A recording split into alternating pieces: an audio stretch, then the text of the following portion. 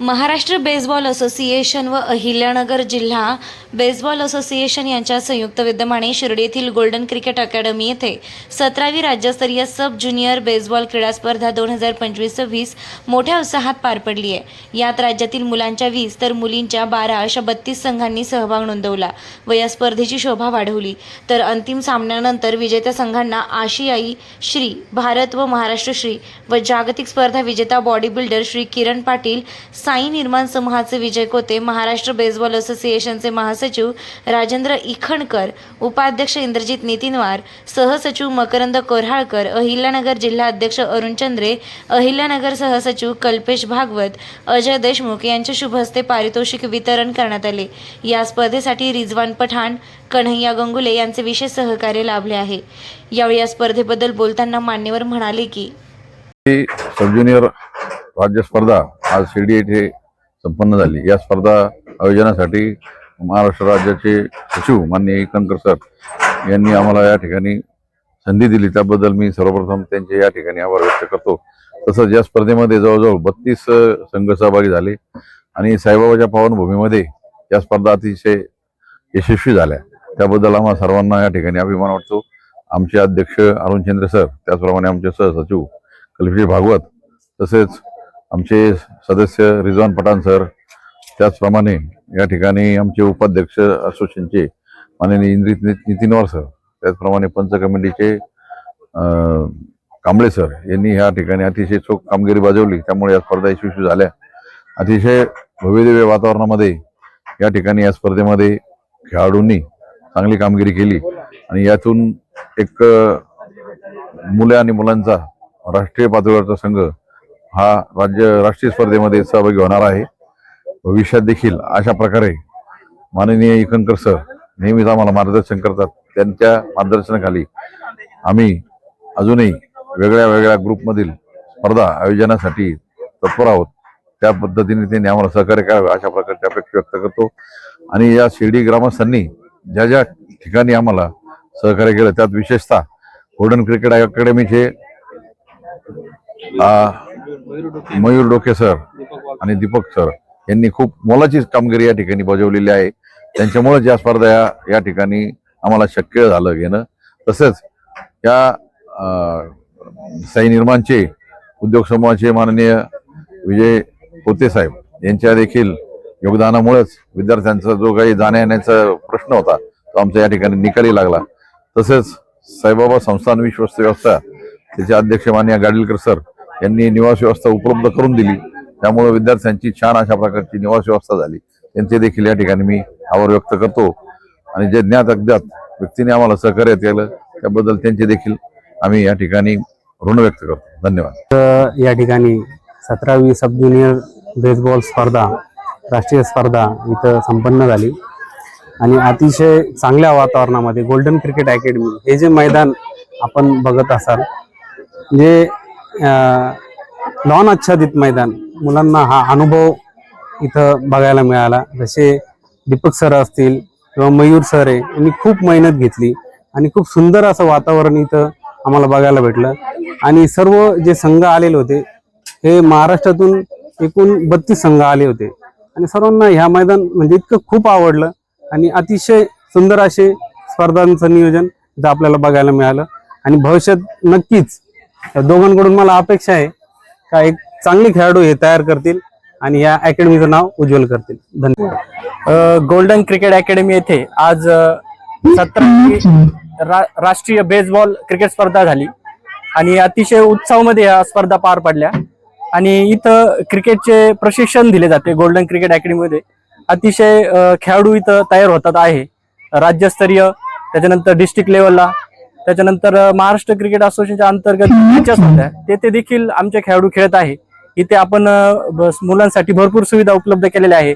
Net practice आहे, open nets आहे, इथं खूप सराव सामने होतात आणि येणाऱ्या काळात शिर्डीतून देखील मोठ्या लेवलला खेळाडू खेळतील। इथे गोल्डन क्रिकेट अकॅडमीच्या मैदानावरती सराव सामने, टुर्नामेंट, ऑफिशियल मॅचेस देखील इथं होतात आणि या अकॅडमीतून जिल्हास्तरीय, त्याच्यानंतर महाराष्ट्राच्या कॅम्पसाठी देखील खेळाडू खेळत आहे। मी येणाऱ्या काळात अशी अपेक्षा करतो की या अकॅडमीतून महाराष्ट्राच्या टीम मध्ये देखील खेळाडू खेळतील ही आमची प्रथम तयारी आहे का इथून खेळाडू खेळावं. तसेच आमचे गुरुवर्य कोच ज्यांच्या अंडर आम्ही खेळलो असे रिजवान सर देखील इथं उपस्थित आहे. माझं नाव प्रतीक निलेश कावरे. मी आता golden cricket academy KP ground Shirdi इथे शिकतो. मला इथून खूप अशी चांगली अशी अकॅडमी भेटली आहे. मला तर वाटतं असं शिर्डीमध्ये कुठंच ग्राउंड नसत इतकं छान, असं पूर्ण ग्रास होणार आहे इतकं भारी ग्राउंड आहे. माझे आवडते कोच दीपक सर आणि मयूर सर यांच्याकडून मला इतकी भारी कोचिंग भेटली आहे. इथून सगळे ज्यादा महाराष्ट्राकडून महाराष्ट्राकडून खेळणार आहे. इथून सगळे चांगले प्लेयर घडवणार आहे असं मला वाटतं. हे सगळे आमचे प्रिय आमचे विद्यार्थी आहे. इथं चांगले चांगले मॅचेस होत्या. पुढे जाऊन इथं महाराष्ट्राचे सगळे पुणे डिस्ट्रिक्ट सुद्धा एकदम मॅच होणार आहे. इथून आता अंडर-12 आणि इथं बेसबॉलचे सर्व मॅच होते. इथून इतकं छान ग्राउंड हे गोल्डन क्रिकेट अकॅडमी, इतकं छान ग्राउंड मला वाटत नाही कुठं भेटल. इतकं छान ग्राउंड पूर्ण शिर्डीमध्ये आमची अकॅडमी खूप छान आहे, एकदम छान आहे.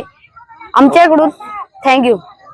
सन्माननीय व्यासपीठ आणि इथे जमलेले क्रीडा रसिक, मला वाटतं सर बेसबॉलची रेल्वेमध्ये टीम नाही वगैरे, पण मला असं वाटतं की व्हायला पाहिजे. म्हणजे तुम्हा सगळ्या मुलांचं आहे ना भवितव्य अजून उज्ज्वल होऊ शकतं. गव्हर्नमेंट नोकरी जॉब मिळू शकतोय.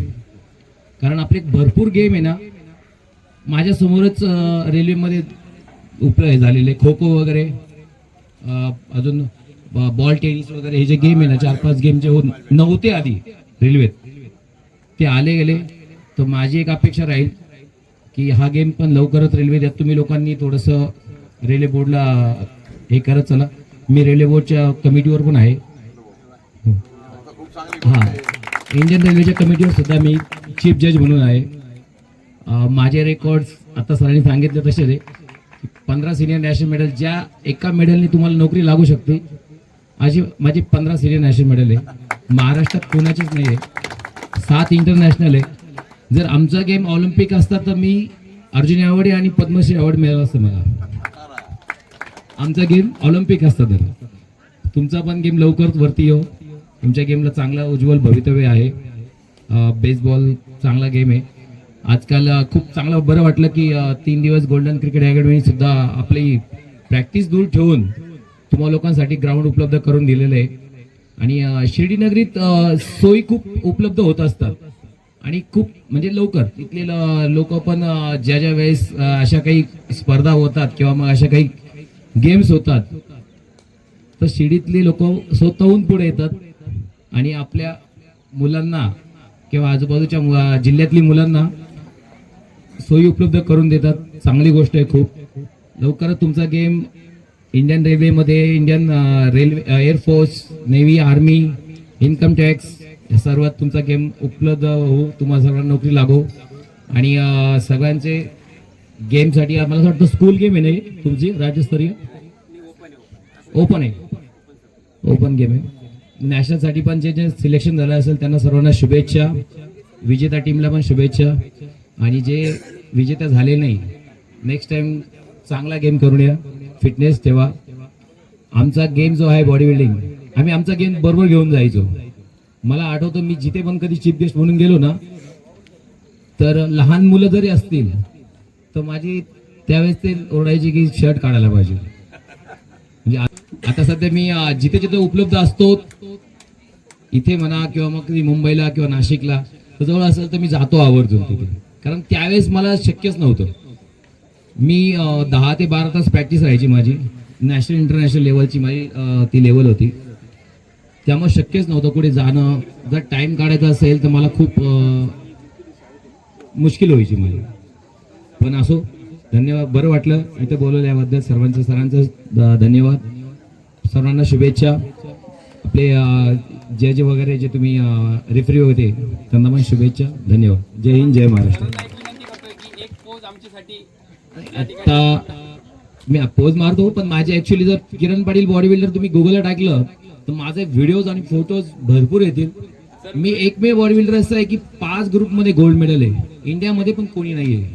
80 kg, 85 kg 90, 90 to 100 आणि 100 प्लसचा बॉडी बिल्डर, गोल्ड मेडल. कोणी मारू शकत नव्हतं, तो मी मारलेला आहे. आता नॉर्मलच आहे पण तरी पोत मारतो. धन्यवाद सर.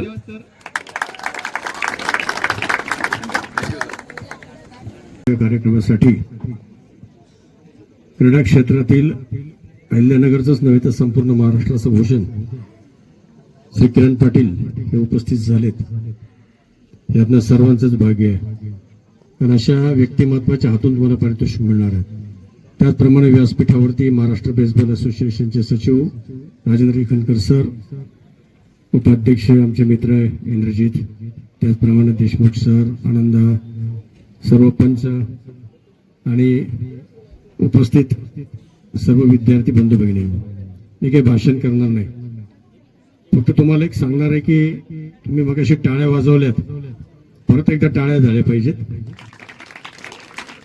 परंतु खेळाच्या ज्या टाळ्या असतात, खेळा प्रोत्साहन देणार असतो, इन्स्पिरेशन वाढवणार असतो, आणि म्हणून या टाळ्या ज्या 2 विद्यार्थ्यांनी भाषण केलंय, एक मुलगी आणि एक मुलगा, त्यांच्यासाठी म्हणून वाजवायचे.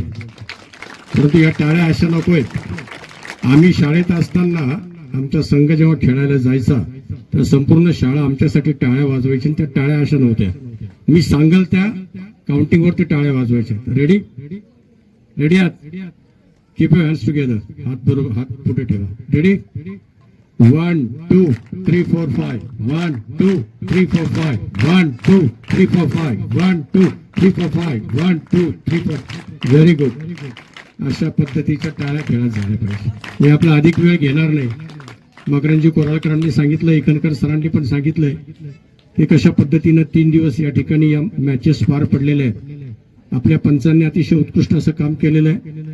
ज्यांनी मैदान दिलं 3 दिवस खेळण्यासाठी, त्याचप्रमाणे आदरणीय विजयजी कोते त्यांचं विशेष अभिनंदन केलं पाहिजे, कारण तुम्हाला जी बस सेवा त्यांनी पुरवलेली आहे, त्यांच्या हस्ते आपण उद्घाटन केलं, त्यांचे देखील या ठिकाणी आभार मानले पाहिजे.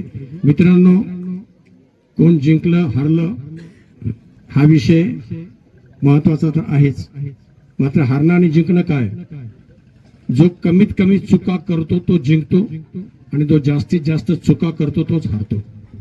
आणि म्हणून यापुढे ठरवायचंय की खेळताना चुका किती करायच्या. जो कमी चुका करील तो जिंकणार आहे, जो जास्त चुका करील तो हारणार आहे.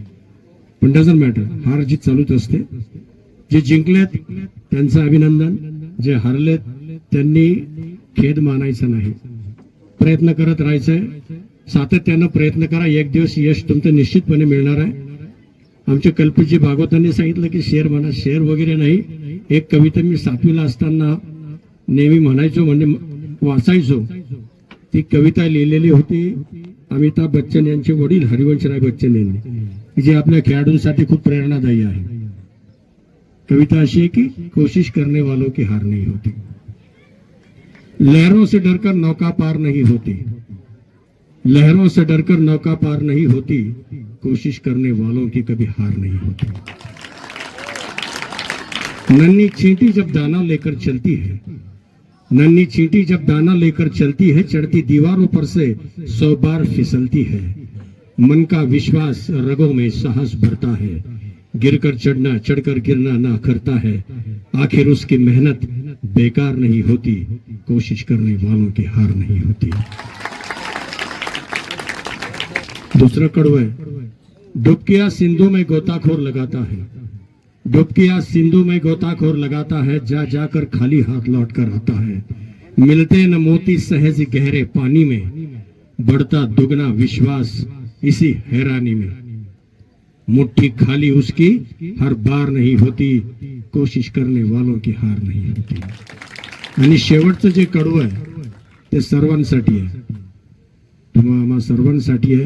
कारण आयुष्य जगताना आपण बघतो थोड्याशा डिप्रेशन मध्ये गेलं की लोक चुकीचा मार्ग निवडतात. म्हणून सर्वांसाठी शेवटचं कडवं आहे, असफलता एक चुनौती है, unsuccess is a challenge, accept it. असफलता एक चुनौती है, स्वीकार करो, क्या कमी रह गई देखो और सुधार करो. असफलता एक चुनौती है, स्वीकार करो, क्या कमी रह गई देखो और सुधार करो. जब तक न सफल हो, जब तक न सफल हो, नींद चैन को त्यागो तुम, संघर्ष का मैदान छोड़ मत भागो तुम. कुछ किए बिना ही जय जयकार नहीं होती, कोशिश करने वालों की हार नहीं होती, कोशिश करने वालों की हार नहीं होती. परत एकदा आपणा सर्वांना पुढील स्पर्धेसाठी भुवनेश्वरला ज्या नॅशनल स्पर्धा आहे त्यासाठी आपणा सर्वांना हार्दिक हार्दिक शुभेच्छा देतो आणि माझं मनोगत संपवतो. जय हिंद, जय साईनाथ. सरांनी या ठिकाणी या ग्राउंड जे आपल्याला उपलब्ध करून दिलं ते आमचे या ठिकाणी रिजवान पठाण त्यांचे विद्यार्थी. आता रिजवान पठाण खरं तर माझा विद्यार्थी आहे, परंतु रिजवान पठाणचे विद्यार्थी आणि त्यांनी देखील आपल्याला या ठिकाणी हे मैदान दिलं गोल्डन क्रिकेट अकॅडमीचं. त्यांचा मी उल्लेख करतो, त्यांचं कौतुक करतो. असंच सहकार्य त्यांचा राहील अशा प्रकारची अपेक्षा व्यक्त करतो. त्याचप्रमाणे केपी ग्राउंडचे देखील या ठिकाणी मी आभार व्यक्त करतो आणि माझा प्रास्ताविक थांबवतो. धन्यवाद. Everyone, I would like to first of all I would like to thank the management who organized this event. Our Honorable Rajendra Ikhankar sir, Indrajit Nitinwar sir, and all the other members of the management who work sincerely and tirelessly to organize this grand event. I would like to appreciate and congratulate all the winners and all the participants too who played from the bottom of their heart, giving their level best to contribute for their team. And I would like to appreciate all the volunteers who worked hard to arrange the food facilities for housing and other amenities.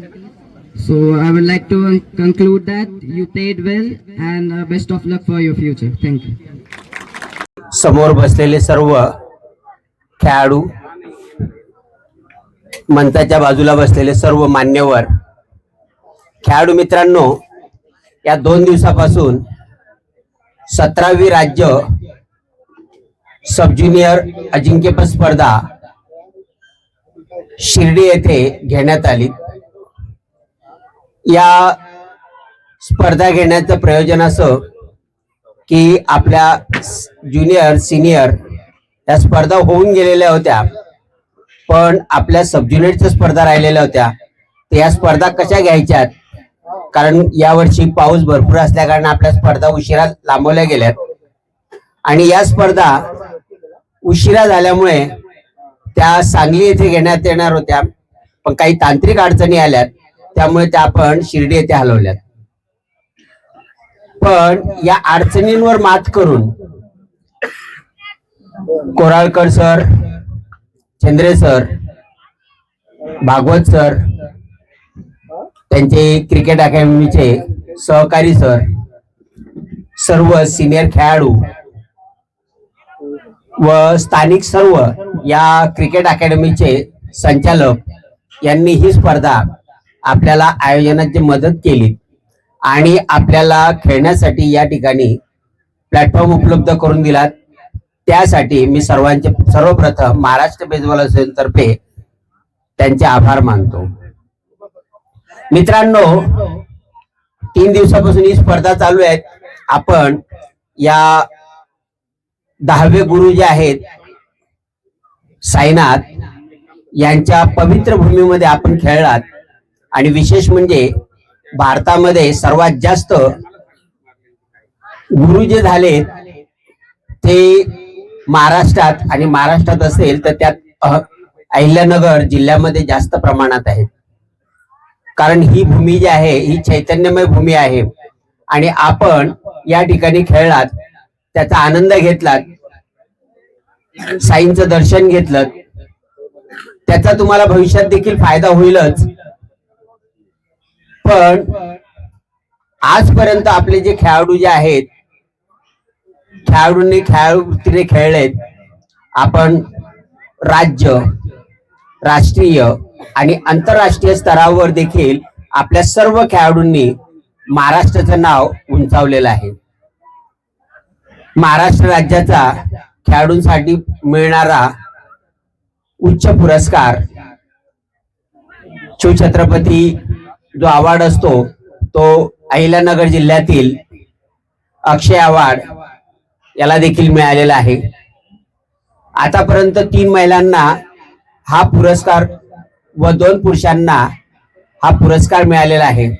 भविष्यात आपण देखील खेळत राहिला तर आपल्याला देखील हा पुरस्कार मिळू शकतो. गेल्या वर्षी डायरेक्ट ज्या वर्ग 2 साठी आपल्या बेसबॉलच्या खेळाडू रेश्मा पुणेकर यांना पुणे महानगरपालिकेत वर्ग 2 अधिकारी म्हणून, क्रीडा अधिकारी म्हणून त्यांची थेट नियुक्ती झाली. त्याचबरोबर असंख्य खेळाडू वर्ग 2 मध्ये ज्या PSI असतील, सेल्स टॅक्स इन्स्पेक्टर असतील, मंत्रालयातले असिस्टंट असतील, त्यामध्ये निवड त्यांची 5% जे खेळाडूंसाठी आरक्षण असतं त्यात झालेले आहेत. आणि विशेष म्हणजे काही आरोग्य सेवक म्हणून, काही महाराष्ट्र पोलीस म्हणून, काही मुंबई पोलीस म्हणून बऱ्याच ठिकाणी आपल्या बेसबॉलच्या खेळाडूंची नियुक्ती झालेली आहे. त्यात शालेय स्पर्धा असतील, विद्यापीठ स्पर्धा असतील, संघटनेच्या स्पर्धा असतील, यातून आपल्याला करिअर करता येतो.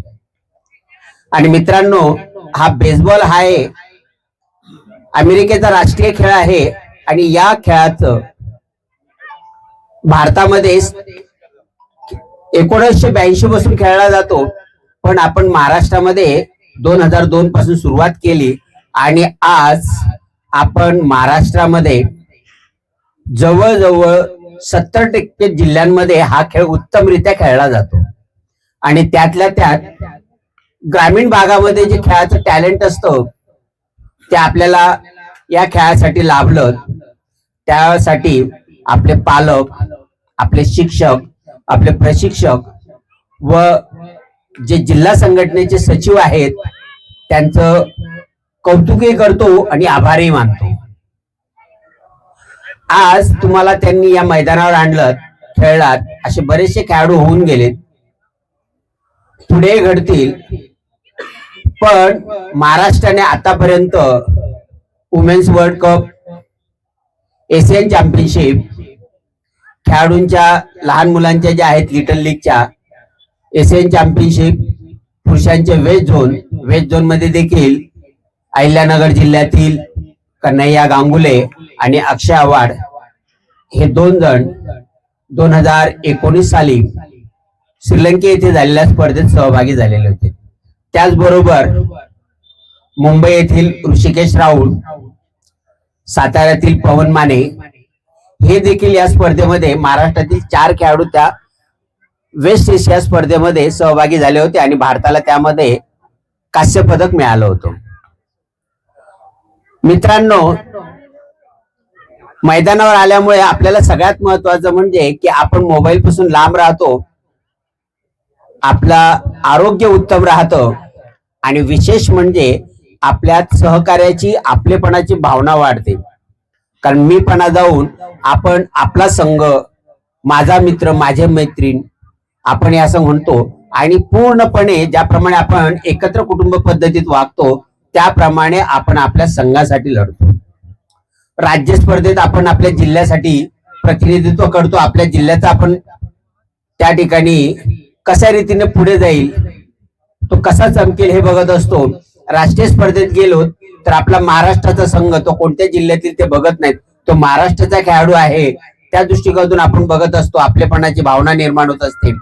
आणि आंतरराष्ट्रीय स्पर्धेत गेल्यानंतर आपण विभिन्न राज्यातून खेळाडू एकत्रित येतात आणि त्यात आपल्या खेळाडू, सर्वात महत्वाचं आम्ही सर्व भारतीय आहोत म्हणजे देशभक्तीची भावना निर्माण होते आणि आपला देश, आपलं राष्ट्रगीत त्या ठिकाणी आंतरराष्ट्रीय स्पर्धेत कसं गायलं जाईल याची आपण आतुरतेने वाट बघत असतो. आणि असं राष्ट्रगीत मागच्या एशिया कप मध्ये महाराष्ट्राच्या महिलांनी जे रौप्य पदक घेतलं त्यामुळे त्या एशियन कप मध्ये राष्ट्रगीत गायलं गेलं होतं.